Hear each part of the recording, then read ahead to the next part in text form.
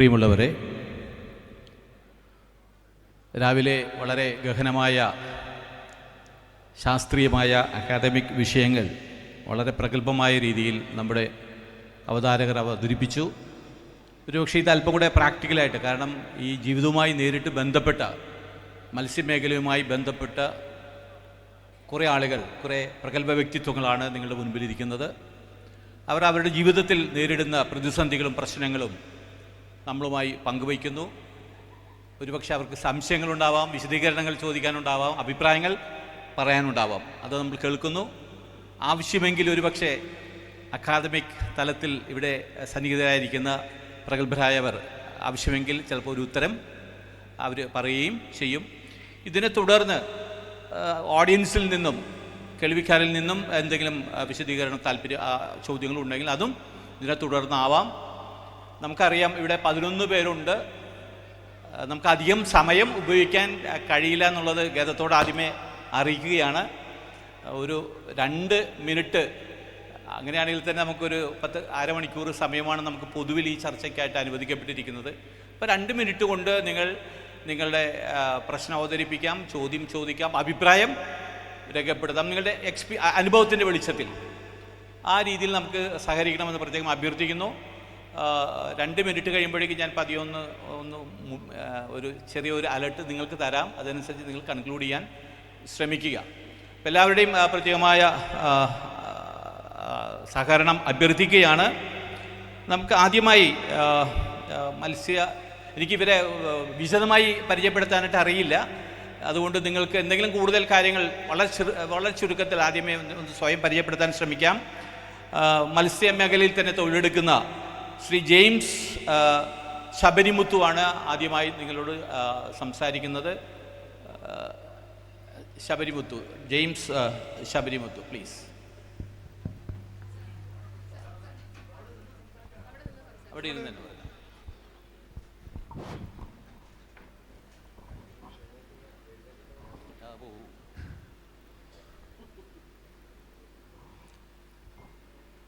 യോഗത്തിൽ പങ്കെടുത്തിരിക്കുന്നവരോടെല്ലാം ആദ്യമേ ഞാൻ ഒരു ക്ഷമാപണം ചോദിക്കുകയാണ്.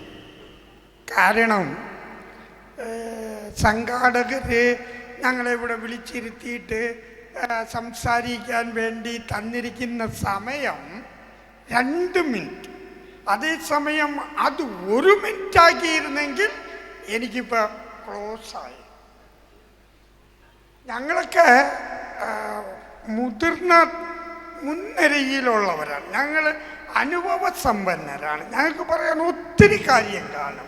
എന്നെ സംബന്ധിച്ചിടത്തോളം മത്സ്യമേഖലയിലെ ആദ്യകാലം മുതൽ 1982 FCDPയുടെയും മറ്റും സംഘടനകളുടെയും ആരംഭകാലം മുതൽ മുന്നോട്ടെടുക്കുമ്പോൾ 50 വർഷത്തെ പരിജ്ഞാനമുള്ള ഒരു വ്യക്തിയാണ് ഞാൻ. എനിക്ക് ഇന്ന് മത്സ്യത്തൊഴിലാളി, ഞാനും ഒരു മത്സ്യത്തൊഴിലാളിയാണ്. മത്സ്യത്തൊഴിലാളികളുടെ ബുദ്ധിമുട്ടും വേദനകളും എനിക്കുമുണ്ട്. എങ്കിലും പറഞ്ഞ സമയം പാലിച്ചിട്ട് ഒരു കാര്യം മാത്രം പറഞ്ഞുകൊണ്ട് ഞാൻ അവസാനിപ്പിക്കുകയാണ്. ഇതേപോലെ വലിയ യോഗങ്ങളൊക്കെ കൂടിയാണ് നമ്മുടെ കൺമുൻപിൽ നിന്ന് പ്രവർത്തിച്ച് മത്സ്യത്തൊഴിലാളികൾക്ക് വേണ്ടി ഒരു അംഗീകാരം വാങ്ങിത്തന്ന് മുതിർന്ന നേതാക്കൾ, അതായത് ടോം കൊച്ചേരി, അങ്ങനെയുള്ള പല നേതാക്കളും മൺമറഞ്ഞു പോയി. അന്ന് നേടിയെടുത്ത അവകാശങ്ങൾ ഇന്ന് ഓരോ നാട്ട് സർക്കാരുകൾ നീക്കം ചെയ്തുകൊണ്ടിരിക്കുകയാണ്. ഉദാഹരണത്തിന് 21 ക്ഷേമനിധിയിലെ 21 ആനുകൂല്യങ്ങൾ നീണ്ട 10-15 വർഷത്തെ സമരം കൊണ്ട് നേടിയെടുത്ത 21 നിയമങ്ങൾ ഇന്ന് അത് 17 ഉള്ളതായിട്ടാണ് അറിയുന്നത്. 4 പോയി. ഇനി അത് 4 എങ്ങനെ ഉണ്ടാക്കണമെന്ന് പറഞ്ഞാൽ ഇതുപോലെ ഒരു ഒന്നും കൊണ്ട് പറ്റില്ല. അവിടെ ഒരു ഉഗ്ര പോരാട്ടം തന്നെ നടത്തണം. ഇപ്പോൾ ഞാനും എന്നെപ്പോലെ ഇവിടെ ഇരിക്കുന്ന മത്സ്യത്തൊഴിലാളികളും പണിയെടുക്കുന്ന ആ സ്പോട്ടിൽ അനുഭവിക്കുന്ന ചില ബുദ്ധിമുട്ടുകൾ പറഞ്ഞിട്ട് അവസാനിപ്പിക്കും. 1,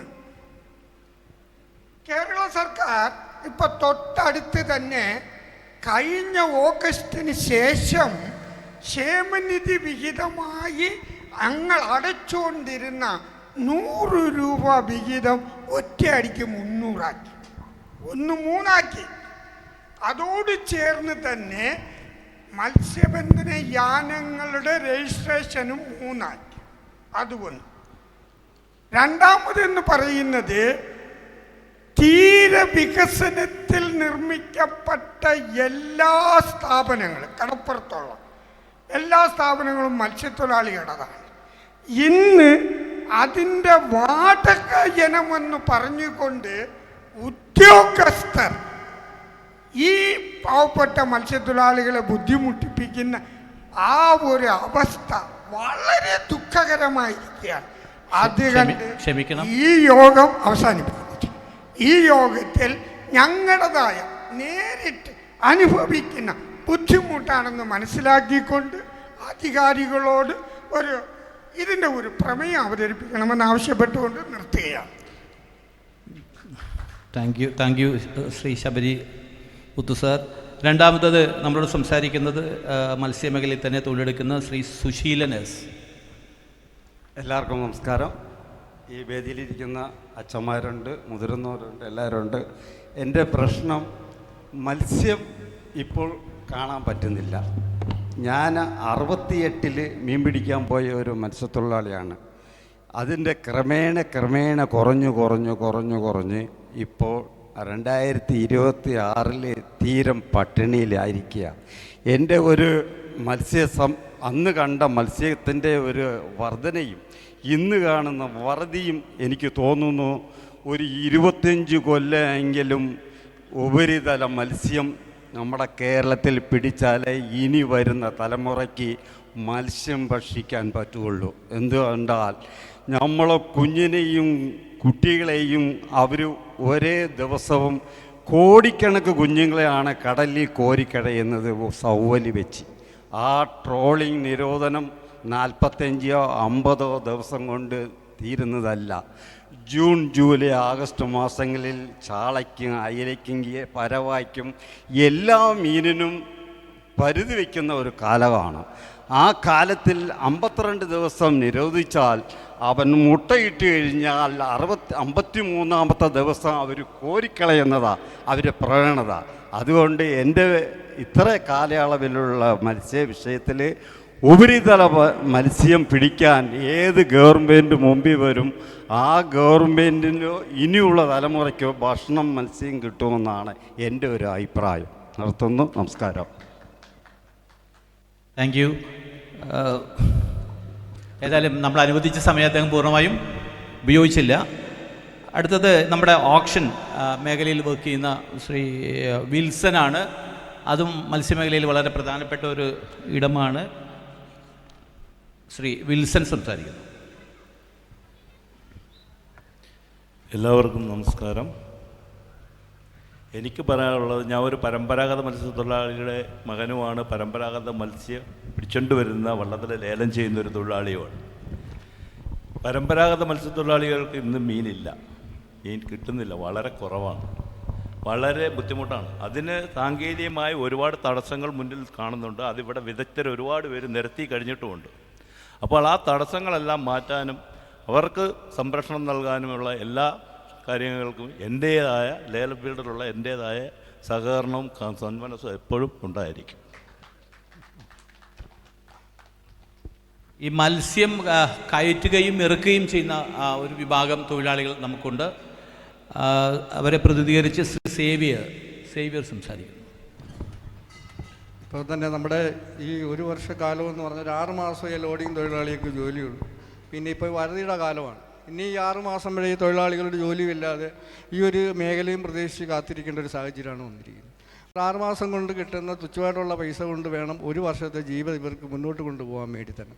പക്ഷേ അങ്ങനെയുള്ളൊരു സാഹചര്യത്തിൽ ജീവിക്കുന്ന ഈ തൊഴിലാളിയുടെ അവസ്ഥ വളരെ പരിതാപകരമാണ്. ഈ മേഖലയിലുള്ള വിരുദ്ധരായിട്ടുള്ള കൂടുതൽ പ്രാചീനം നേടിയിട്ടുള്ള സാറുമാരിവിടെയുണ്ട്. അവരാരെങ്കിലും ഇതിനെതിരെ ഒരു ഓപ്ഷൻ പറഞ്ഞ് ആ തൊഴിലാളി മേഖലയെ സംരക്ഷിക്കാനുള്ള എന്തെങ്കിലും ഓപ്ഷൻ തന്ന് സഹായിക്കണമെന്ന് ആവശ്യപ്പെടുകയാണ്. അതുപോലെ തന്നെ നേരത്തെ സൂചിപ്പിച്ചതുപോലെ പോഷകസമൃദ്ധമായ ഭക്ഷണം നമുക്ക് തരുന്നു, അതിനോടൊപ്പം തന്നെ വിദേശ നാണ്യം നമുക്ക് നേടിത്തരുന്ന വലിയൊരു മേഖലയാണ് മത്സ്യമേഖല. ഫിഷ് എക്സ്പോർട്ട്, മത്സ്യ കയറ്റുമതിയുമായി ബന്ധപ്പെട്ട് പ്രവർത്തിക്കുന്ന ശ്രീ ഫെലിക്സ് മൈക്കേൽ. ആദ്യം തന്നെ ഒരു തിരുത്തുണ്ട്. ഞാൻ ഫിഷ് എക്സ്പോർട്ടിൻ്റെ മുതലാളിയോ അതുമായി ബന്ധപ്പെട്ട ആളോ അല്ല. നിർഭാഗ്യവശാൽ കൊല്ലം തീരപ്രദേശത്ത് ഒരു ഫിഷ് എക്സ്പോർട്ടിംഗ് കമ്പനി ഇല്ല. ശക്തികുളങ്ങരയിൽ നിന്നും കൊച്ചിയിൽ നിന്നും തിരുവനന്തപുരത്തു നിന്നും വരുന്ന കമ്പനികൾക്ക് ഇവിടുന്ന് ചരക്ക് അവർ പറയുന്ന വിലയ്ക്ക് എടുത്തു കൊടുക്കുന്ന കേവലം ഒരു തൊഴിലാളി മാത്രമാണ്. കൂടാതെ മത്സ്യമേഖലയിൽ മറ്റിതര തൊഴിൽ മേഖലയുമായി ബന്ധപ്പെട്ടും സാമൂഹികമായി ബന്ധപ്പെട്ടും പ്രവർത്തിക്കുന്നുണ്ട്. ആദ്യം തന്നെ ഇത്തരത്തിലൊരു കോൺക്ലേവ് സംഘടിപ്പിച്ചതിൽ നന്ദി രേഖപ്പെടുത്തുന്നതോടൊപ്പം ഇതിൻ്റെ സംഘാടനത്തിലാകെ ഏകപക്ഷീയമായ ഒരു രാഷ്ട്രീയം കടന്നുപോയിട്ടുണ്ടോ എന്നുള്ളത് വരും കാലങ്ങളിൽ ഇത്തരം കോൺക്ലേവുകൾ സംഘടിപ്പിക്കുമ്പോൾ പരിശോധിക്കണമെന്ന് മാത്രം സൂചിപ്പിക്കുകയാണ്. പിന്നെ എക്സ്പോർട്ടുമായി ബന്ധപ്പെട്ട് കൊല്ലം തീരപ്രദേശത്തെ മത്സ്യത്തൊഴിലാളികൾ നേരിടുന്ന ചില കാര്യങ്ങൾ പറയാം. പ്രധാനമായും നമ്മുടെ തീരപ്രദേശത്തെ മത്സ്യത്തൊഴിലാളികൾ ധരിച്ചു വച്ചായിരിക്കുന്നത് തീരപ്രദേശത്തെ എക്സ്പോർട്ടിംഗ് മത്സ്യങ്ങളുടെ വില നിർണ്ണയിക്കുന്നത് നിയന്ത്രിക്കുന്നത് ഇവിടുത്തെ ഏജൻറ്റുമാർ ആണെന്നാണ്. പക്ഷെ നിർഭാഗ്യവശാൽ ഏജൻറ്റുമാർക്ക് മുകളിൽ AC റൂമിനകത്തിരിക്കുന്ന മുതലാളി വർഗം, എക്സ്പോർട്ടിൻ്റെ ഓണർഷിപ്പുള്ളവർ, അവരെല്ലാവരും ഐക്യത്തിലാണ്. അവരൊരു കടപ്പുറത്ത് സ്കുഡിന് ഇന്ന് 600 രൂപ വില നടന്നാൽ മതിയെന്ന് തീരുമാനിച്ചാൽ കടപ്പുറത്ത് 600 നടക്കൂ. അതിനപ്പുറത്തേക്ക് പോകാൻ ഇവിടെ പരസ്പരം മത്സരിച്ച് ക്വാണ്ടിറ്റി കൂടുതലെടുത്ത് കമ്മീഷൻ കൂടുതൽ കിട്ടാൻ ആഗ്രഹിക്കുന്ന ഏജൻറ്റുമാരെ അനുവദിക്കില്ല. പക്ഷേ അതിൻ്റെ പലപ്പോഴും ഉണ്ട് പഴി കേൾക്കേണ്ടി വരുന്നത് പ്രദേശത്തെ ചെറുകിടക്കാരായ ഞങ്ങളെപ്പോലെയുള്ള ഏജൻറ്റുമാരാണ്. അപ്പോൾ മത്സ്യത്തൊഴിലാളികളുടെ ശത്രു ഈ മത്സ്യത്തൊഴിലാളികളുടെ തന്നെ മക്കളായിട്ടുള്ള സാധാരണക്കാരായ ഏജൻറ്റുമാരാണ്. യഥാർത്ഥത്തിൽ മുതലാളിമാർ അവിടെ ഇരുന്ന് വില നിർണ്ണയിക്കുകയാണ്. CFന് ഇന്ന് ഇത്ര വില, സ്കുഡിന് ഇത്ര വില. അപ്പോൾ അവർ വിദേശത്തെ കയറ്റുമതി ചെയ്യുന്നതിൻ്റെ വില എന്താണെന്ന് ഒരു മത്സ്യത്തൊഴിലാളിക്കും അറിയില്ല. ഇന്നിപ്പോൾ ഇവിടെ ക്ലാസ് നടത്തിയിട്ടുള്ള ഒരു ഉദ്യോഗസ്ഥന്മാർക്കും ഒരു ശാസ്ത്രജ്ഞന്മാർക്കും അതിൻ്റെ ബിസിനസ് സീക്രട്ട് അറിയില്ല. ഈ ബിസിനസ് സീക്രട്ട്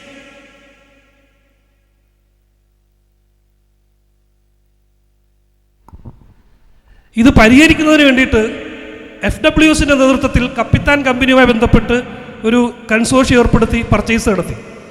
7-8 വർഷം കഴിഞ്ഞപ്പോൾ നിർത്തി. ഇതിനു മുമ്പ് മത്സ്യഫെഡ് മംഗള സീ ഫുഡ്സുമായിട്ട് ബന്ധപ്പെട്ട് കൊല്ലം കടപ്പുറത്ത് മത്സ്യത്തൊഴിലാളികൾക്ക് നിശ്ചിതമായ വില ലഭിക്കുന്നതിന് വേണ്ടിയിട്ടുള്ള നടപടി നടത്തി പരാജയപ്പെട്ടു. എന്നാൽ ഒരു കാര്യമുള്ളത്, ഈ കഴിഞ്ഞ കോവിഡ് കാലത്ത് ആണ് കേരളത്തിൽ ആദ്യമായി മത്സ്യത്തിന് തൂക്കി വില നിർണ്ണയിച്ചുകൊണ്ട് വ്യാപാരം നടത്തിയത്. അതിൻ്റെ ഭാഗമായി കൊല്ലം തീരപ്രദേശത്തെ മത്സ്യത്തൊഴിലാളികൾക്ക് 1 കിലോ മത്തിക്ക് 300 രൂപ വരെ കിട്ടുന്ന അവസ്ഥയുണ്ടായി. ആ കാര്യങ്ങളൊന്നും ഇവിടുത്തെ ചർച്ചകളിൽ ഉയർന്നു വന്നില്ല എന്നുള്ളതും ഖേദകരമാണ്. ആ നിലയ്ക്ക് കേരളം മൊത്തത്തിൽ മത്സ്യത്തൊഴിലാളികൾ പിടിക്കുന്ന എല്ലാ മത്സ്യങ്ങളും തിരുവനന്തപുരത്ത് ഇപ്പോഴും ലേല സംവിധാനമാണ്. അതെല്ലാം മാറ്റി കേരളം മൊത്തം തൂക്കം സംവിധാനം കൊണ്ടുവന്ന് മത്സ്യത്തൊഴിലാളിക്ക് ന്യായമായ വില ഉറപ്പുവരുത്തുവാൻ എക്സ്പോർട്ടേഴ്സും അതുപോലെ തന്നെ മത്സ്യവ്യാപാരികളും ശ്രമിക്കണം. അതിന് ഇത്തരത്തിലുള്ള ഓപ്പൺ ഫോറങ്ങളും ചർച്ചകളും ഗവൺമെൻറ് തലത്തിൽ എത്തിക്കണം. ഗവൺമെൻറ് അതിന് സർവ്വസജ്ജരാണ്. അതിനുള്ള പിന്തുണ നാം കൊടുക്കണം. അതുപോലെ തന്നെ തിരുവനന്തപുരം മേഖലയിൽ ഇപ്പോഴും മത്സ്യത്തൊഴിലാളികൾ പിടിക്കുന്ന മത്സ്യം ലേലം ചെയ്യുമ്പോൾ 5-10% കമ്മീഷനുകൾ വാങ്ങുന്നുണ്ട്. തിരുവനന്തപുരത്ത് മാത്രമല്ല, കേരളത്തിൻ്റെ വടക്കൻ ജില്ലകളിലും ഇത്തരത്തിൽ 5-10% കമ്മീഷനുകൾ ഇടനിലക്കാരായ ലേലക്കാർ, സ്വകാര്യ ലേലക്കാർ വാങ്ങുന്നുണ്ട്. കൊല്ലം തീരപ്രദേശത്തില്ല. കൊല്ലം തീരപ്രദേശത്തും വിവിധ സൊസൈറ്റികളുടെ കീഴിലാണ്. ഇതുമെല്ലാം പരിഹരിച്ച് മുമ്പോട്ട് പോകേണ്ടതാണ്. അതിന് നിലവിലുള്ള ഗവൺമെൻറ് പ്രതിജ്ഞാബദ്ധമാണ്. അതിനു വേണ്ടുന്ന പിന്തുണ ഇത്തരം ചർച്ചകളിലൂടെ നൽകേണ്ടതാണ്. Okay, thank you. യുവജനങ്ങൾ, കാരണം നമുക്കൊരു ഒക്യുപ്പേഷണൽ ഷിഫ്റ്റ് ഉണ്ടാകുന്നു എന്നാണ് പറയുന്നത്. പക്ഷേ യുവജനങ്ങൾ ഈ മേഖലയിൽ കടന്നു വരുന്നില്ല എന്നൊരു ഒബ്സർവേഷനുണ്ട്. യുവജനങ്ങളെ പ്രതിനിധീകരിച്ചുകൊണ്ട് തുമിലിയൻ അൽഫോൻസ്.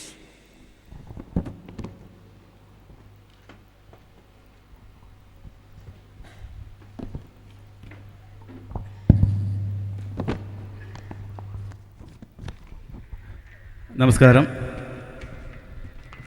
ഈ ഒരവസരം എനിക്ക് തന്ന സംഘാടകർക്ക് ഞാൻ ആദ്യം നന്ദി പറഞ്ഞോളട്ടെ.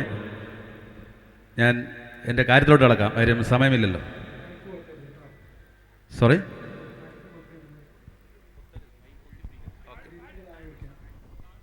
ഓക്കെ അല്ല ഓക്കെ. ഇപ്പോൾ മത്സ്യത്തൊഴിലാളികൾ നേരിടുന്ന ഒരു പ്രശ്നം എന്തെന്ന് വെച്ചാൽ, ചൂണ്ടപ്പണി ചെയ്തുകൊണ്ടിരുമ്പോൾ നമ്മുടെ ഈ വറ്റമീൻ, നിങ്ങൾ ഒരുപാട് സോഷ്യൽ മീഡിയയിൽ ഇപ്പോൾ കണ്ടു കാണും, വറ്റമീനുകളെ കൂട്ടത്തോടെ ലൈറ്റ് കൊണ്ടുള്ള ഫിഷിംഗ് കൂട്ടത്തോടെ 80 ലക്ഷം 90 1 കോടിക്ക് മുകളിലാണ് ഒരു ദിവസത്തെ ക്യാച്ചിങ്. ഇത് വലിയ വലിയ മുതലാളികൾ ചേർന്ന് മുതലപ്പൊഴിയിലാണ് ഇത് കൂടുതലായിട്ട് 90% മുതലപ്പൊഴി തന്നെയാണ്. 100 കണക്കിന് ഇതുപോലുള്ള ലൈലൻഡ് ബോട്ടുകൾ പല മാസങ്ങളായി പിടിച്ചെടുക്കേണ്ട ചെറുകിട മത്സ്യത്തൊഴിലാളികൾ പിടിച്ചെടുക്കേണ്ട മത്സ്യങ്ങൾ ഒരു ദിവസം കൊണ്ട് ഒരൊറ്റ രാത്രി കൊണ്ട് പിടിച്ചെടുക്കുന്നു. ഇത് നേരത്തെ ഈ മത്സ്യം പിടിക്കാൻ പോയിക്കൊണ്ടിരുന്ന വള്ളക്കാർ ഗതികേട് കൊണ്ട് ഇവർക്ക് വെട്ടം വെച്ച് കൊടുക്കാൻ വേണ്ടി പോവുകയാണ്. വേറെ മാർഗ്ഗമില്ല, ജീവിക്കാൻ മാർഗ്ഗമില്ലാത്തതുകൊണ്ട് അവരോട് പോകുന്നത്. അത് എത്രയും പെട്ടെന്ന് ഗവൺമെൻറ്റോ ആരായിക്കോട്ടെ അത് ഇടപെട്ട് അതിന് നിയന്ത്രണം നല്ലതാണ്. ഇങ്ങനെ പോവുകയാണെങ്കിൽ അവസാനം നമ്മൾ എവിടെ ചെന്ന് എത്തുമെന്ന് പറയാൻ പറ്റത്തില്ല. രണ്ടാമത്തെ കാര്യം, എല്ലാവരും മത്തിയും അയിലയും കൊണ്ട് പറയുന്നത് കൊണ്ട് ഞാൻ അതിലോട്ട് കടക്കുന്നില്ല.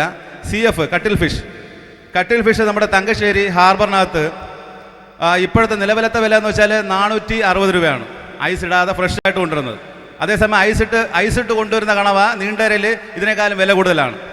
ഇതേ തമിഴ്നാട്ടിലാകട്ടെ അതുപോലെ മംഗലാപുരം സൈഡാകട്ടെ അവിടെ 500ൻ്റെ പുറത്തും 560 580 വരെയാക്കാണ് 1 കിലോ കണവയ്ക്ക് വില വരുന്നത്. ഇതെല്ലാം എക്സ്പോർട്ട് ചെയ്യുന്ന ഒരു കമ്പനി തന്നെയാണ്. എല്ലാ വിദേശത്തേക്കാണ്, ഇത് വേറെ അല്ല, എല്ലാ വിദേശത്തേക്ക് കയറ്റുമതിയാണ്. പക്ഷേ ഇവിടെ മാത്രം എന്തുകൊണ്ട് വില കൂടുന്നില്ല? അതൊരു വലിയൊരു പ്രശ്നം തന്നെയാണ്, അതും നിൽക്കണം. പിന്നെ നേരത്തെ ഈ ന്യൂ രജിസ്ട്രേഷൻ്റെ കാര്യം, അതായത് അമിതമായ വള്ളങ്ങളുടെ നമ്മൾ പുതുതായിട്ട് വള്ളങ്ങൾ ഇറങ്ങുന്നതുകൊണ്ട് നമുക്ക് അത് നേരത്തെ സംസാരിച്ച വിഷയമാണ്. അപ്പോൾ പുതിയ രജിസ്ട്രേഷൻ അതിനൊരു എന്താ പറയുക നിയന്ത്രണം വെക്കുക, 1 വർഷത്തിൽ ഇത്രയേ പാടുള്ളൂ എന്ന്. അല്ലാതെ വാരിക്കോരി കൊടുക്കുമ്പോൾ ഒരുപാട് വള്ളങ്ങളാകുമ്പോൾ പിടിക്കേണ്ട മീൻ കുറവാണ്. അപ്പോൾ അത് മുന്നോട്ട് പോവുകയാണെങ്കിൽ ഇപ്പോൾ അനുഭവിക്കുന്ന ദുരിതത്തെക്കാളും വലിയൊന്നും അഭിമുഖീകരിക്കേണ്ടി വരും. പിന്നെ വേറൊന്ന് പറയാനുള്ളത്, ഇപ്പോൾ പൊല്യൂഷൻ കുറയ്ക്കുവാൻ വേണ്ടിയും അതുപോലെ ചിലവ് കുറയ്ക്കാൻ വേണ്ടി നമ്മൾ ഫോസ്ട്രോക്കിലേക്ക് ഏകദേശം വള്ളക്കാർ മാറിക്കഴിഞ്ഞു. മണ്ണെണ്ണയിൽ നിന്നും പെട്രോളിലേക്ക് ഫോസ്ട്രോക്ക് എഞ്ചിനിലേക്ക് മാറിക്കഴിഞ്ഞു. പൊല്യൂഷൻ കുറവ് തന്നെയാണ്, ചിലവും കുറവ് തന്നെയാണ്. അപ്പോൾ അതിൻ്റെ കൂടെ തന്നെ നമ്മൾ ബാറ്ററിയുടെ എഞ്ചിൻ പല സ്ഥലങ്ങൾ നോക്കിയായിരുന്നു. അതിൻ്റെ വില എന്ന് പറയുമ്പോൾ 8-10 ലക്ഷം രൂപയാണ് വരുന്നത്. അപ്പോൾ അങ്ങനെ വരുന്ന എഞ്ചിനുകളെ ഗവൺമെൻറ് ഇടപെട്ട് അത് നല്ലൊരു സബ്സിഡി നൽകി ഇതിനെ പ്രൊമോട്ട് ചെയ്യണമെന്ന് ഞാൻ താഴ്മയായിട്ട് അപേക്ഷിക്കുന്നു. അപ്പോൾ പൊല്യൂഷൻ കുറയും, പ്ലസ് നമുക്ക് ചിലവും ചുരുങ്ങിയിരിക്കും. നമുക്ക് അവസാനിപ്പിക്കാം സമയം. Okay, thank you.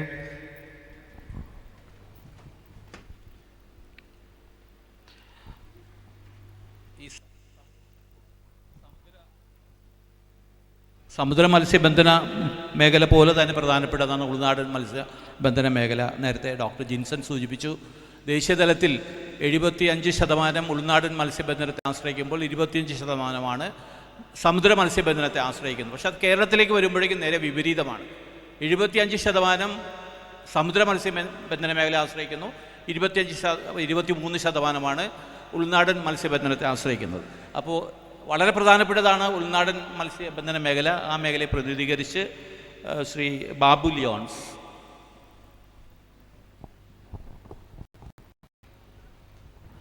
ബഹുമാന്യരെ, നമ്മൾ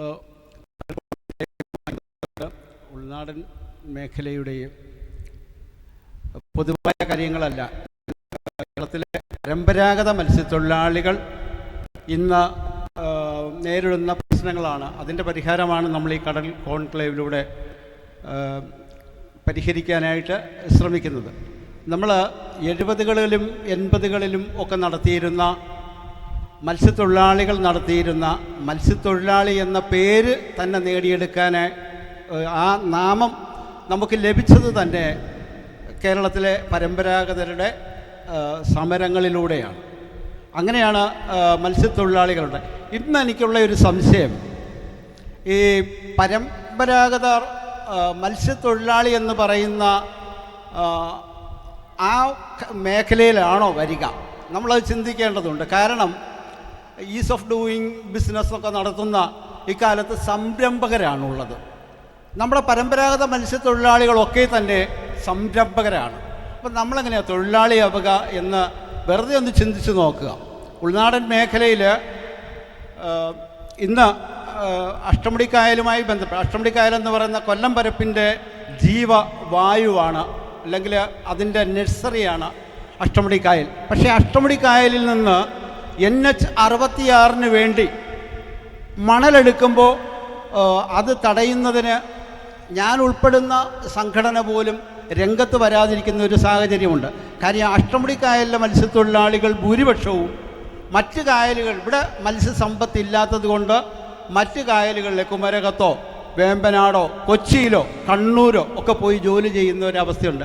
അഷ്ടമുടിക്കായലിൽ മത്സ്യസമ്പത്ത് എന്നേ കുറഞ്ഞു പോയി. അതുകൊണ്ട് അഷ്ടമുടിക്കായലിലെ ഒരു 10% 20% പഴയ മത്സ്യത്തൊഴിലാളികൾ മാത്രമാണുള്ളൂ. ബാക്കി 80% മൈഗ്രേറ്റ് ചെയ്ത് പോയിട്ടുണ്ട്. അല്ലെങ്കിൽ മറ്റ് ഉൽപ്പാദനം നിർമ്മാണ മേഖലകളിൽ തുടങ്ങിയ തൊഴിൽ മേഖലകളിലേക്ക് പോയിട്ടുള്ളൊരു സാഹചര്യമുണ്ട്. കേരളത്തിലെ എല്ലാ ഉൾനാടൻ മേഖലയിലും ഇതേ പ്രശ്നമുണ്ട്.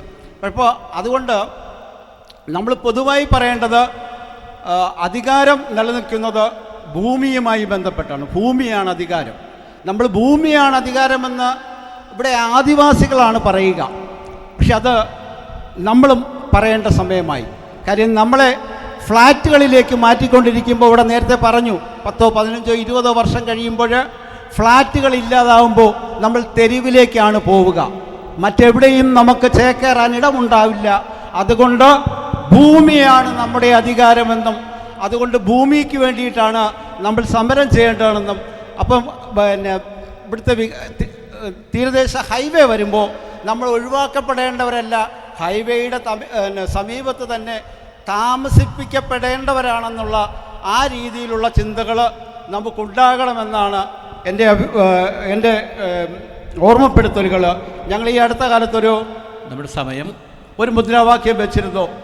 മത്സ്യബന്ധന ജലാശയങ്ങളുടെയും തീരഭൂമിയുടെയും മേൽ പരമ്പരാഗത മത്സ്യത്തൊഴിലാളികളുടെ അവകാശം നിയമപരമാക്കുക എന്നൊരു മുദ്രാവാക്യം ഉയർത്തിയിരുന്നു. ഇതേ മുദ്രാവാക്യം നമ്മൾ മത്സ്യമേഖലയിലെ ഒരു വോളണ്ടറി ഓർഗനൈസേഷൻ അന്തർദേശീയ തലത്തിൽ പ്രവർത്തിക്കുന്ന ഒരു സംഘടനയുടെ പ്രവർത്തകനുമായി സംസാരിച്ചപ്പോൾ പുള്ളി പറഞ്ഞത്, നിങ്ങൾ 70കളിൽ സമരം നടത്തിയപ്പോൾ അന്ന് നിങ്ങൾ 12 നോട്ടിക്കൽ മൈലിൻ്റെ ജലാവകാശമാണ് ചോദിച്ചിരുന്നതെങ്കിൽ ഒരു പക്ഷേ അത് നിങ്ങൾക്ക് ലഭിച്ച നിങ്ങളുടെ സമയം കഴിഞ്ഞു പോയി എന്നാണ്.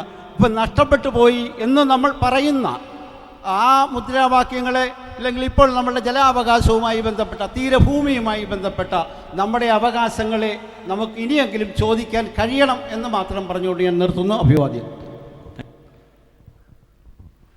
മത്സ്യമേഖലയിൽ നമ്മുടെ കേരളത്തിന് തീരത്ത് വളരെ ഉറച്ച ശബ്ദമുള്ള വളരെ പ്രബലമായ ഒരു സമൂഹമാണ് ധീവരസഭ. ധീവരസഭയെ പ്രതിനിധീകരിച്ച് നമ്മളോടൊപ്പം ഉള്ളത് ശ്രീ M. വത്സലനാണ്. അദ്ദേഹം നമ്മളോട് സംസാരിക്കുന്നത്.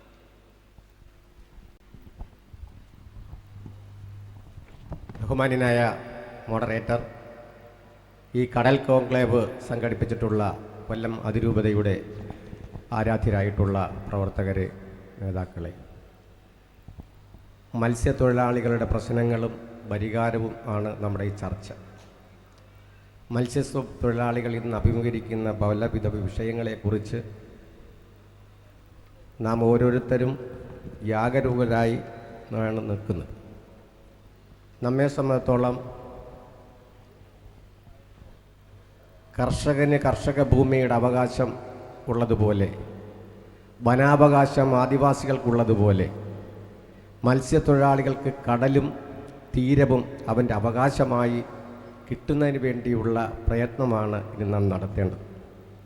നേരത്തെ പറഞ്ഞതുപോലെ 12 നോട്ടിക്കൽ മൈലാണ് കേരളത്തിൻ്റെ തീരപ്രദേശ കടലിൻ്റെ അതിർത്തി. നാം തുഴഞ്ഞു പോയിക്കൊണ്ടിരുന്ന കാലത്ത്, ഒരുപക്ഷെ 2 നോട്ടിക്കൽ മൈലിനപ്പുറം നമുക്ക് മത്സ്യബന്ധനം നടത്താൻ കഴിയാതിരുന്ന കാലത്ത് ആണ് ഈ 12 നോട്ടിക്കൽ മൈൽ വന്നത്.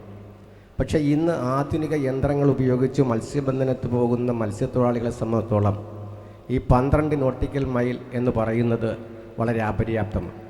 ഒരു 50 നോട്ടിക്കൽ മൈലെങ്കിലും പരമ്പരാഗത മത്സ്യത്തൊഴിലാളി റിസർവ് ചെയ്യുന്ന തരത്തിലേക്ക് നിയമപരിരക്ഷ ഉണ്ടാക്കിയെടുക്കുവാൻ നമ്മുടെ ഈ കോൺക്ലേവിന് കഴിയണം. അതൊരാവശ്യമായി ഉന്നയിക്കണം എന്നാണ് എനിക്ക് പറയുവാനുള്ളത്. അതുപോലെ തന്നെ പാരിസ്ഥിതിക വിഷയങ്ങളെക്കുറിച്ച് നാം ഒരുപാട് പറയാറുണ്ട്. നമുക്കറിയാം, ആധുനിക യുഗത്തിൽ ആധുനിക യന്ത്രോപകരണം ഇല്ലാതിരുന്ന കാലത്ത് കൊച്ചിയിൽ വില്ലിംഗ്ടൺ ഐലൻഡ് നാം നികത്തി ഈ രാജ്യത്തെ വലിയ പട്ടണമുണ്ടാക്കി. വിദേശ രാജ്യങ്ങളിലൊക്കെ കടൽ നികത്തി അനവധി പട്ടണങ്ങൾ ഉണ്ടാക്കിയിട്ടുണ്ട്. തീരപ്രദേശം ഇന്ന് അന്യമായിക്കൊണ്ടിരിക്കുന്നു. നേരത്തെ നാം ഇവിടെ കണ്ടിട്ടുള്ള കമ്പാവല വടി, ആ കമ്പാവല വലിക്കുന്ന സാഹചര്യം ഇന്ന് നമുക്ക് അന്യമായിരിക്കുന്നു. എന്തുകൊണ്ടാണ്? തീരമില്ലാത്തത് കൊണ്ടാണ്. അതുകൊണ്ട് തന്നെ ഇന്ന് പരിസ്ഥിതിയുമായി ബന്ധപ്പെട്ട് അനവധി വിഷയങ്ങൾ കിഴക്കൻ മേഖലയിൽ നിന്നും പാറ പൊട്ടിച്ച് കൊണ്ടുവന്നാണ് തീരം സംരക്ഷിക്കുന്നത്. ആ പാറ പൊട്ടിക്കാൻ ഇന്ന് കിഴക്കൻ മേഖലയിൽ സാധ്യമല്ല. എന്തുകൊണ്ടാണ്? അവിടെ ഉരുൾപൊട്ടൽ യാഥാർത്ഥ്യമായിക്കൊണ്ടിരിക്കുന്നു. നിരന്തരം ഒരു ചെറിയ മഴ പെയ്താൽ പോലും ഉരുൾപൊട്ടി ആയിരക്കണക്കിന് ആളുകൾ മരിക്കുന്ന സാഹചര്യമുണ്ട്. അതുകൊണ്ട് എല്ലാ പരിസ്ഥിതി വിഷയങ്ങളെക്കുറിച്ചും ഇന്ന് നമ്മുടെ കടലിൻ്റെ ആവാസ വ്യവസ്ഥ യഥാർത്ഥത്തിൽ മലിനമാണ്. പ്ലാസ്റ്റിക് മാലിന്യം കൊണ്ട് മലിനമായിക്കൊണ്ടിരിക്കുന്ന ഒരു സാഹചര്യമാണ് ഇന്ന് കേരളത്തിൻ്റെ കടൽ മേഖലകളെല്ലാം തന്നെ. അവിടെ അതുകൊണ്ട് തന്നെ നാം പലപ്പോഴും കണ്ടിട്ടുള്ള അനവധി ആയിരക്കണക്കിന് മത്സ്യങ്ങളെ ഇന്ന് നഷ്ടപ്പെട്ടുകൊണ്ടിരിക്കുന്നു. മത്സ്യത്തിൻ്റെ പ്രജനനം പോലും നഷ്ടപ്പെട്ടുകൊണ്ടിരിക്കുന്നു. അപ്പോൾ അത്രയും ആവാസ വ്യവസ്ഥയ്ക്ക് കോട്ടം തട്ടുന്ന മലിനീകരണം കേരളത്തിൻ്റെ കടൽ തീരങ്ങളിലുണ്ട് എങ്കിൽ ആ കടൽ തീരം ഈ കേരളത്തിൻ്റെ 695 കിലോമീറ്റർ വരുന്ന കടൽ തീരം ഇന്ന് മത്സ്യത്തൊഴിലാളികൾ ദൂരേക്ക് മാറി ഫ്ലാറ്റിലേക്കും മറ്റു മേഖല സുനാമി ഉണ്ടായ സമയത്ത് എൻ്റെ കരുനാഗപ്പള്ളി മേഖലയിലെ ആലപ്പാട് പഞ്ചായത്തിലെ മത്സ്യത്തൊഴിലാളികളെ കിലോമീറ്ററുകൾ ദൂരെയാണ് അവരെ മാറ്റിപ്പാർപ്പിച്ചത്. ഇന്നവർക്ക് മത്സ്യബന്ധനത്തിൽ പോകണമെങ്കിൽ തലേന്ന് സ്കൂട്ടറിൽ വന്ന് പടിഞ്ഞാറ് എവിടെയെങ്കിലും കൊണ്ടുവച്ച് ഏതെങ്കിലും കടത്തിണ്ണയിൽ കിടന്നുറങ്ങിയാൽ മാത്രമാണ് അവർക്ക് രാവിലെ മത്സ്യബന്ധനത്തിന് പോകാൻ കഴിയുന്നത്. അത് പാടില്ല. മത്സ്യത്തൊഴിലാളിയെ സംബന്ധിച്ചോളം അവൻ്റെ ആവാസ വ്യവസ്ഥ കടൽ തീരത്ത് തന്നെയാണ്. അതുകൊണ്ട് തന്നെയാണ് കടൽ തീരം മൊത്തം ഇന്ന് കേന്ദ്ര ഗവൺമെൻറ് കടലം ചെയ്ത് കുത്തക മുതലാളിമാർക്ക് കൊടുക്കുന്ന കാര്യത്തെക്കുറിച്ചല്ല ഞാൻ പറയുന്നത്. നമ്മുടെ കടൽ തീരം നഷ്ടപ്പെട്ട് കിലോമീറ്ററുകളോളം കേരളത്തിൻ്റെ കടൽ തീരം നഷ്ടപ്പെട്ടിട്ടുണ്ട്. ആ കടൽ തീരം വീണ്ടെടുത്ത് മത്സ്യത്തൊഴിലാളികളുടെ ആവാസ വ്യവസ്ഥ പുനഃസ്ഥാപിക്കുവാൻ അവൻ്റെ എല്ലാ മേഖലകളിലും അവൻ ഇവിടെ തന്നെ സ്ഥാപിക്കുവാൻ കഴിയുന്ന തരത്തിലേക്ക് കടലിൻ്റെ ഇന്ന് സീവാളിട്ട് ബലപ്പെടുത്താൻ കഴിയില്ല. അതുകൊണ്ട് തന്നെ ഈ തീരപ്രദേശം ഡ്രഡ്ജ് ചെയ്ത് കരവർദ്ധിപ്പിച്ച് മത്സ്യത്തൊഴിലാളികളെ അധിവസിപ്പിക്കാനുള്ള ഉത്തരവാദിത്വ ബോധം നമ്മൾ ഏറ്റെടുക്കേണ്ടതുണ്ട്. അതുപോലെ തന്നെ മത്സ്യമേഖലയെക്കുറിച്ച് നമ്മളൊരു ഗോത്ര സമൂഹമാണ്. കടലിലും കായലിലും കടലോരത്തും തിങ്ങിപ്പാർക്കുന്ന ഗോത്ര സമൂഹം എന്ന നിലയിൽ 91 VP സിംഗിൻ്റെ മണ്ഡൽ കമ്മീഷൻ റിപ്പോർട്ടിനകത്ത് വളരെ വ്യക്തമായും പറഞ്ഞിട്ടുണ്ട്, കേരളത്തിലെ മത്സ്യത്തൊഴിലാളി സമൂഹം ഗോത്ര സമൂഹത്തിന് തുല്യമാണ്. ആ സമൂഹത്തിന് പരിരക്ഷ കിട്ടണമെങ്കിൽ, അധികാര സ്ഥാനങ്ങളിലേക്ക് കടന്നു വരണമെങ്കിൽ ആ സ്ഥാനങ്ങളൊക്കെ മണ്ഡലങ്ങൾ പുനഃസ്ഥാപിച്ച് മത്സ്യത്തൊഴിലാളികൾക്ക് തിങ്ങിപ്പാർക്കുന്ന മേഖല മത്സ്യത്തൊഴിലാളികളുടെ മണ്ഡലമായിട്ട് പ്രഖ്യാപിച്ചുകൊണ്ട് അവർക്ക് അധികാരത്തിൻ്റെ ശ്രേണികളിലേക്ക് വരേണ്ടതുണ്ട്. അവരെ പട്ടികജാതിയിലോ പട്ടികവർഗത്തിലോ ഉൾപ്പെടുത്തേണ്ടതുണ്ട്. അത്തരം കാര്യങ്ങളൊക്കെ നാം വിശകലനം ചെയ്യേണ്ടതുണ്ട്. ഒരുപാട് ശാസ്ത്രജ്ഞന്മാർ നമ്മുടെ ഇതിന് മുമ്പ് നടന്ന എല്ലാ കാര്യങ്ങളും പറയാറുണ്ട്. പക്ഷേ ഈ മത്സ്യത്തൊഴിലാളികളെ ബാധിച്ചിട്ടുള്ള വിഷയങ്ങൾ അവൻ അനുഭവിക്കുന്ന ബുദ്ധിമുട്ടുകൾ, ആ ബുദ്ധിമുട്ടുകൾ പരിഹരിക്കപ്പെടുന്നതിന് ശാശ്വതമായ പരിഹാരമാണ് ഉണ്ടാവേണ്ടത്. അല്ലാതെ നാം പറയുന്നത് പോലെ മറ്റു കാര്യം മത്സ്യത്തൊഴിലാളികൾ കൊണ്ടുവരുന്ന മത്സ്യം അധികമായി പോയാൽ അവന് ഒരു കോൾഡ് സ്റ്റോറേജുകളില്ല. തീരപ്രദേശത്ത് കോൾഡ് സ്റ്റോറേജുകൾ സ്ഥാപിച്ചു അവൻ അധികമായി കൊണ്ടുവരുന്ന മത്സ്യം സൂക്ഷിക്കുവാനും പിറ്റേ ദിവസം ഇല്ല എങ്കിൽ വിതരണം ചെയ്ത് അവൻ്റെ കമ്പത്ത് വളർത്തിപ്പിക്കുവാൻ കഴിയുന്ന തരത്തിലേക്ക് കോൾഡ് സ്റ്റോറേജുകൾ കേരളത്തിൻ്റെ തീരദേശ മേഖലകളിൽ സംഘടിപ്പിക്കേണ്ടതുണ്ട്.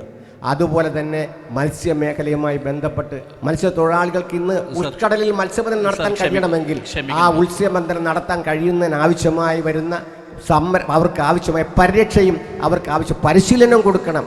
അങ്ങനെ മാത്രമാണ് ഇന്ന് തീരത്ത് കടലിൽ മത്സ്യമില്ലെങ്കിൽ ഉൾക്കടലിൽ പോയി മത്സ്യം പിടിക്കണമെങ്കിൽ മത്സ്യത്തൊഴിലാളികളെ അതിന് പ്രാപ്തരാക്കണം. അതിന് പ്രാപ്തരാക്കുന്നതോടൊപ്പം തന്നെ അവർക്ക് ആവശ്യമായ സബ്സിഡിയോടുകൂടി വലിയ ആധുനിക യാനങ്ങൾ കൊടുക്കുവാൻ കേന്ദ്ര സംസ്ഥാന ഗവൺമെൻറ്റുകൾ വന്നാൽ മാത്രമേ മത്സ്യത്തൊഴിലാളികളുടെ പട്ടിണി മാറുകയുള്ളൂ. പട്ടിണിയല്ലാതെ ഈ പറയുന്ന കോൺക്ലേവ് കൊണ്ട് നടത്തിയതുകൊണ്ടോ മറ്റെന്തെങ്കിലും നടത്തിയതുകൊണ്ടോ ഈ കേരളത്തിലെ പരമ്പരാഗത മത്സ്യത്തൊഴിലാളികളെ സംബന്ധിച്ചോളം അവന് യാതൊരു പ്രയോജനവും ഉണ്ടാവാൻ പോകുന്നില്ല. ഇത്തരം കാര്യങ്ങൾ, അടിസ്ഥാനപരമായ കാര്യങ്ങളിൽ ശ്രദ്ധ ചെലുത്തിക്കൊണ്ട് അതിന് അടിസ്ഥാനപരമായ മാർഗങ്ങൾ കണ്ടെത്തിക്കൊണ്ട് അധികാരി വർഗത്തിന് മുമ്പിൽ പ്രചരിപ്പിക്കുവാൻ കഴിഞ്ഞാൽ മാത്രമേ നമുക്ക് ഈ കാണുന്ന കാഴ്ചപ്പാടോടുകൂടി മുന്നോട്ട് പോകാൻ കഴിയുള്ളൂ.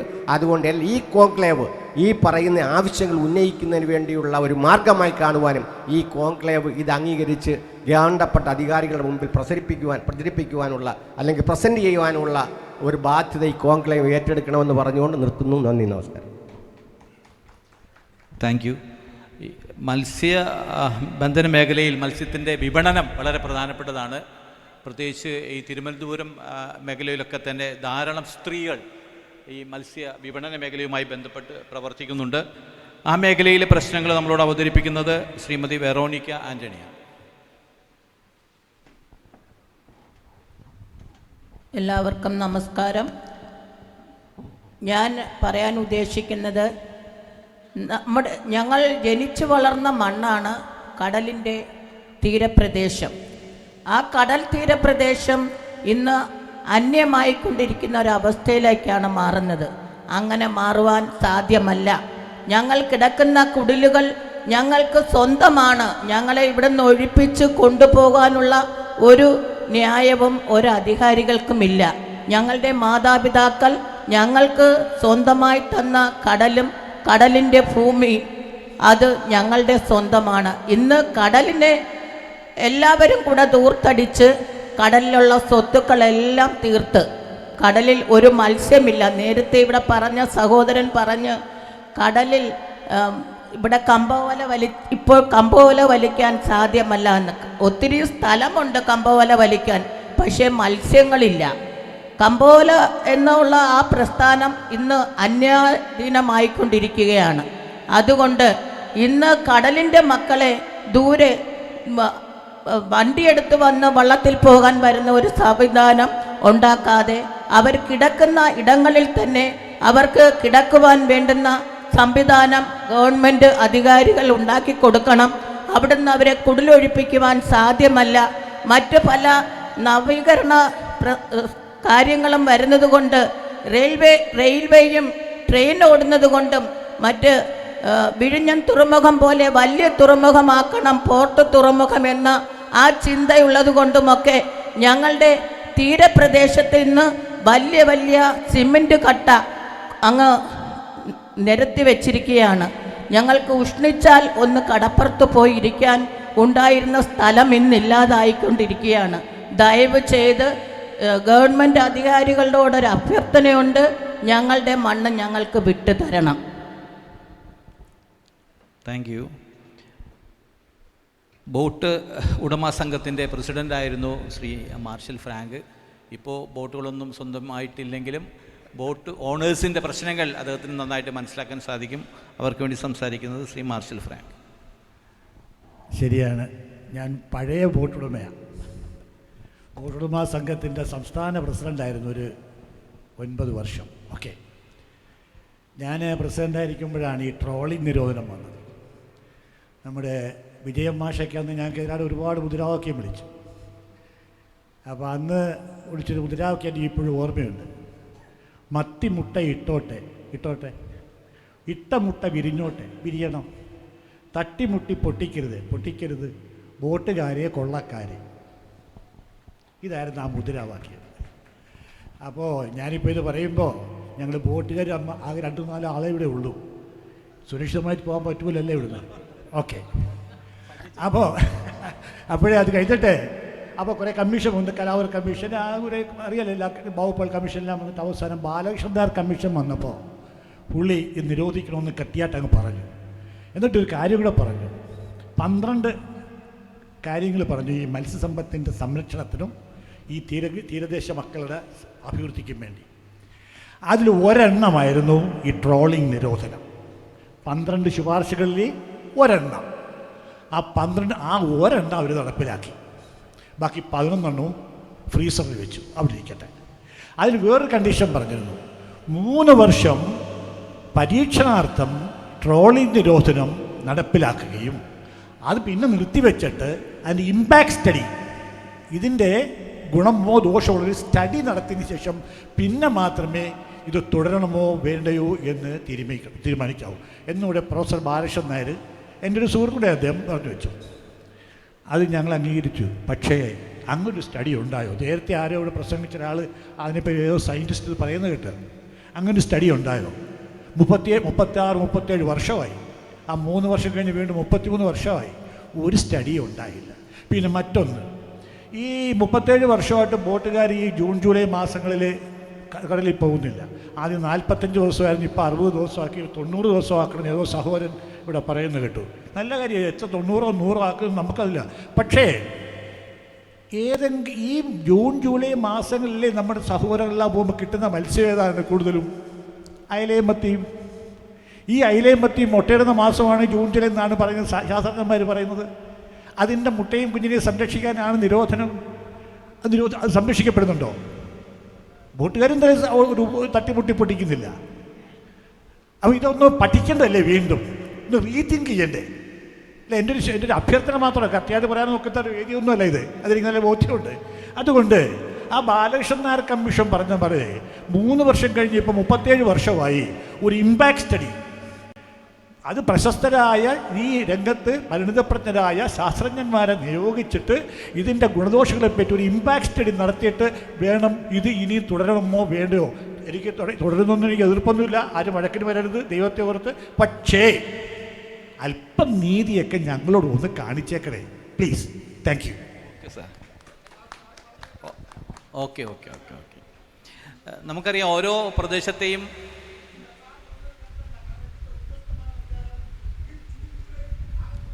നമുക്കത് തരാം. ഈ പാനൽ ചർച്ച കഴിഞ്ഞിട്ട് നിങ്ങൾക്ക് അഭിപ്രായം പറയാൻ അവസരം തരാം, പ്ലീസ്. നമുക്കറിയാം, ഓരോ പ്രദേശത്തെയും മത്സ്യബന്ധന രീതികളും മാർഗങ്ങളും ഒക്കെ വ്യത്യസ്തമാണ്. ഒരുപക്ഷെ കൊല്ലത്തെ രീതി ആവണമെന്നില്ല, തിരുവനന്തപുരം ഈ രീതി ആവണമെന്നില്ല, കൊച്ചിയിലേത്. അപ്പോൾ തിരുവനന്തപുരത്തെ മത്സ്യബന്ധനവുമായി ബന്ധപ്പെട്ട് അനുഭവ സമ്പത്തുള്ള ശ്രീ അൽഫോൺസ് ജോർജ് ഇപ്പോൾ സംസാരിക്കും. ബഹുമാനപ്പെട്ട മോഡറേറ്റർ, വേദിയിലിരിക്കുന്ന മറ്റു സുഹൃത്തുക്കളെ, സ്നേഹമുള്ളവരെ, ഓരോ തൊഴിലിനും അതിൻ്റേതായ അവകാശവും അവർ ചെയ്യുന്ന തൊഴിലിന് മാന്യമായിട്ടുള്ള കൂലിയും കിട്ടും. പക്ഷേ മത്സ്യത്തൊഴിലാളിയെ സംബന്ധിച്ചോളം ഒരു പ്രതീക്ഷ മാത്രമുള്ളൊരു തൊഴിലാണ്. മത്സ്യത്തൊഴിലാളി വീട്ടിൽ നിന്ന് കടലിലോട്ട് പണിക്ക് പോയിട്ട് തിരിച്ചു വരുമ്പോൾ ഒരു പ്രതീക്ഷ മാത്രമേ അവരുടെ കുടുംബത്തിനുള്ളൂ. അതാണ് ഞങ്ങളുടെയൊക്കെ ജീവിതം. പക്ഷെ ആ ജീവിതത്തിനെ വെച്ചുകൊണ്ട് ഇന്ന് കാലാകാലങ്ങൾ ഭരിക്കുന്ന ഗവൺമെൻറ് എത്രത്തോളം പരമ്പരാഗത മത്സ്യത്തൊഴിലാളികളെ ദ്രോഹിക്കാൻ പറ്റുമോ ആ രീതിയിലുള്ള കാര്യങ്ങളാണ് ചെയ്തുകൊണ്ടിരിക്കുന്നത്. അതിനൊരു ഉദാഹരണം എന്ന് പറഞ്ഞു കഴിഞ്ഞാൽ, സെൻട്രൽ ഗവൺമെൻറ് നിയമപ്രകാരം നിർത്തലാക്കി വച്ചിരിക്കുന്ന ലൈറ്റ് ഫിഷിംഗ് സിസ്റ്റം കേരളത്തിൽ ഇപ്പോൾ പ്രത്യേകിച്ച് 5 തെങ്ങിലും മുതലപ്പൊഴിയിൽ മാത്രം നടന്നുകൊണ്ടിരിക്കുകയാണ്. നമ്മളൊന്ന് അന്വേഷിച്ച് നോക്കിക്കഴിഞ്ഞാൽ തിരുവനന്തപുരത്തിൻ്റെ വിവിധ ഭാഗങ്ങളിൽ ഇതുണ്ടെങ്കിൽ പോലും ഏറ്റവും കൂടുതൽ രൂക്ഷമായി ഈ പ്രശ്നം നടന്നുകൊണ്ടിരിക്കുന്നത് 5 തെങ്ങിലാണ്. ചെറുവള്ളങ്ങളെ കൊണ്ടുപോയി ലൈറ്റ് കത്തിച്ച് വലിയ വള്ളങ്ങൾ മത്സ്യം പിടിച്ച് കൊണ്ടുവരുമ്പോൾ, എൻ്റെ ഒരു സുഹൃത്ത് നേരത്തെ ഇവിടെ പറഞ്ഞതുപോലെ, വറ്റമീൻ മാത്രമല്ല, കടലിലുള്ള ഒരുവിധമുള്ള എല്ലാ മത്സ്യങ്ങളെയും അവർ കൂട്ടത്തോടെ പിടിച്ചു കൊണ്ടുവന്നു കഴിഞ്ഞാൽ പരമ്പരാഗത മത്സ്യത്തൊഴിലാളികൾക്ക് 1 രൂപ പോലും കിട്ടാത്ത അവസരമാണ്. ഇതിന് വിവിധ രാഷ്ട്രീയ പാർട്ടികളുടെ ഉദ്യോഗസ്ഥന്മാരും രാഷ്ട്രീയ പാർട്ടികളുടെ നേതാക്കന്മാരും സപ്പോർട്ട് ചെയ്തു കൊടുക്കുന്നതുകൊണ്ട് മാത്രമാണ് തിരുവനന്തപുരം ജില്ലയിൽ, പ്രത്യേകിച്ച് വിഴിഞ്ഞത്തിനടുത്ത് കിടക്കുന്ന ഈ മുതലപ്പൊഴി ഫിഷിംഗ് ഹാർബറിനകത്ത് ഇതുപോലുള്ള അതിക്രമങ്ങൾ നടന്നിട്ട് പോലും ഗവൺമെൻറ്റിൻ്റെ യാതൊരു ശ്രദ്ധയും ആ ഭാഗത്ത് കൊണ്ടുവരുന്നു. ഈ കോൺക്ലേവിൽ എനിക്ക് പറയാനുള്ളത് ഇതാണ്: നമ്മുടെയൊക്കെ അഭിപ്രായങ്ങളായിട്ട് കഴിയുന്നതും ഇതിനൊരു പരിഹാര മാർഗം കണ്ടുപിടിക്കുന്നതിന് വേണ്ടി ഒരു നടപടി ഉണ്ടാകണമെന്ന് എഴുതി കൊടുക്കുന്നത് നന്നായിരിക്കും. അടുത്ത ഒന്നെന്ന് പറയുന്നത് സബ്സിഡി. മത്സ്യത്തൊഴിലാളികൾക്ക് മണ്ണെണ്ണയ്ക്ക് സബ്സിഡി കൊടുത്തുകൊണ്ടിരുന്നൊരു കാലഘട്ടം ഉണ്ടായിരുന്നു, ഇപ്പോഴും റെയറായിട്ട് കൊടുത്തുകൊണ്ടിരിക്കുകയാണ്. പക്ഷേ സെൻട്രൽ ഗവൺമെൻറ് പറഞ്ഞിരിക്കുന്നത് പൊല്യൂഷൻ, നമ്മുടെ പൊല്യൂഷൻ കുറയ്ക്കുന്നതിന് വേണ്ടി മത്സ്യത്തൊഴിലാളികൾ കഴിയുന്നതും മണ്ണെണ്ണ എഞ്ചിൻ്റെ ഉപയോഗം നിർത്തലാക്കണം. ഇപ്പോൾ അത് ഉൽപ്പാദിപ്പിക്കുന്ന സുസുക്കി കമ്പനി തന്നെ മണ്ണെണ്ണ എഞ്ചിൻ്റെ ഉപയോഗം നിർത്തിക്കൊണ്ടിരിക്കുകയാണ്. ഈ സാഹചര്യത്തിൽ കഴിയുന്നതും മത്സ്യത്തൊഴിലാളികളെ രക്ഷിക്കുന്നതിന് വേണ്ടി ഒരു കാര്യം ചെയ്യുക, അവരുപയോഗിക്കുന്ന പെട്രോൾ എഞ്ചിന് സബ്സിഡി കൊടുക്കുന്നതിന് വേണ്ടി ഒരു നടപടി ഉണ്ടാകണമെന്ന് ദയവായിട്ട് ഈ കോൺക്ലേവിലുള്ള അംഗങ്ങൾ ഗവൺമെൻറ്റിനോട് അഭ്യർത്ഥിക്കണമെന്ന് പറയുകയാണ്.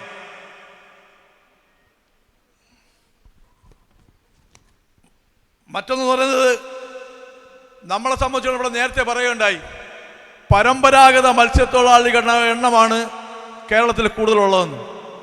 പക്ഷേ ഈ പരമ്പരാഗത മത്സ്യത്തൊഴിലാളികളെ സഹായിക്കുന്നതിന് പകരം പരമ്പരാഗത മത്സ്യത്തൊഴിലാളികളെ ദ്രോഹിക്കുന്ന നടപടിയാണ് കാലാകാലങ്ങളിൽ ഗവൺമെൻറ് ഭാഗത്തുണ്ടാക്കിക്കൊണ്ടിരിക്കുന്നത്.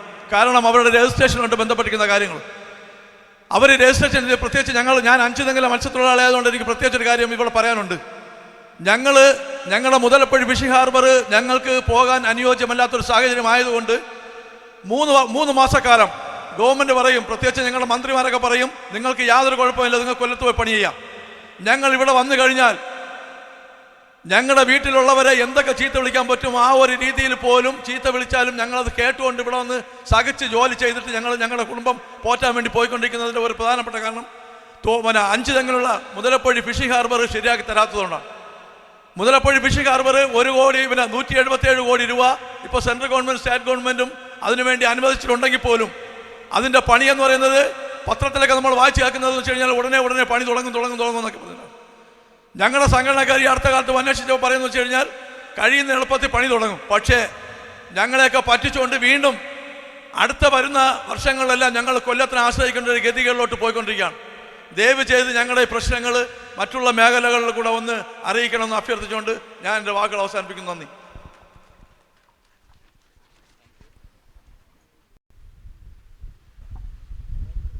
മത്സ്യമേഖലയുമായി ബന്ധപ്പെട്ട് പ്രവർത്തിക്കുന്ന വളരെ പരിചയസമ്പന്നരായ, നേരത്തെ സൂചിപ്പിച്ചതുപോലെ ജെയിംസ് സാറൊക്കെ വളരെ ദശാബ്ദങ്ങൾ ഈ മേഖലയിൽ പരിചയസമ്പന്നരായ വ്യക്തികളുടെ അഭിപ്രായങ്ങൾ സൂചിപ്പിച്ചു. വളരെ ക്രിയാത്മകമായി നേരത്തെ ഉന്നയിക്കപ്പെട്ടിട്ടുള്ള നിർദ്ദേശങ്ങൾ തന്നെ വീണ്ടും ആവർത്തിച്ചു. പ്രത്യേകിച്ച് ഈ മത്സ്യത്തൊഴിലാളി ക്ഷേമനിധിയുമായി ബന്ധപ്പെട്ട നഷ്ടപ്പെട്ട അവകാശങ്ങൾ പുനഃസ്ഥാപിക്കുന്നതിനെപ്പറ്റി സൂചിപ്പിച്ചു. അതേപോലെ തന്നെ മത്സ്യം ലേലം ചെയ്തു കൊടുക്കുന്നതിന് തൂക്കി കൊടുക്കുന്ന സമ്പ്രദായം വ്യാപകമാക്കണമെന്നുള്ളൊരു അഭിപ്രായം വന്നു. അങ്ങനെ നിരവധി ക്രിയാത്മക തീരഭൂമിയും തീരഭൂമിയും കടലും അതിൻ്റെ അവകാശം മത്സ്യത്തൊഴിലാളികൾക്ക് എന്നീ തുടങ്ങിയ നിരവധി ആവശ്യങ്ങൾ ഈ കോൺക്ലേവിൽ ഉന്നയിക്കപ്പെട്ടിട്ടുണ്ട്. ഞാൻ മനസ്സിലാക്കുന്നത് ഇതെല്ലാം റെക്കോർഡ് ചെയ്യുന്നുണ്ട്, രേഖപ്പെടുത്തുന്നുണ്ട്. ഇതിൻ്റെ അവസാനത്തിൽ ഇതൊരു അവകാശ പത്രിക എന്ന വണ്ണം ഗവൺമെൻറ്റിന് സമർപ്പിക്കുമെന്നാണ് ഞാൻ മനസ്സിലാക്കുന്നത്. ആ രീതിയിൽ നിങ്ങളിവിടെ ഉന്നയിക്കപ്പെട്ടിട്ടുള്ള എല്ലാ ആവശ്യങ്ങളും ചാർട്ടർ ഓഫ് ഡിമാൻഡ്സിൽ ഉൾപ്പെടും. അത് പരിഹരിക്കുന്നതിനുള്ള ശ്രമങ്ങൾ ഗവൺമെൻറ്റിൻ്റെ ഭാഗത്തു നിന്നുണ്ടാവും എന്നാണ് നമ്മൾ പ്രതീക്ഷിക്കുന്നത്. ഇവരോടൊപ്പം തന്നെ നിങ്ങൾക്ക് വേണമെങ്കിൽ താഴേക്ക്, അപ്പോൾ ഇവർക്ക് എല്ലാവർക്കും ഈ മേഖലയിലെ അനുഭവം പങ്കുവച്ച് എല്ലാവരെയും ഹൃദയപൂർവ്വം അഭിനന്ദിക്കുന്നു. നല്ലൊരു കൈയടിയോടുകൂടി നമുക്ക് അവരെ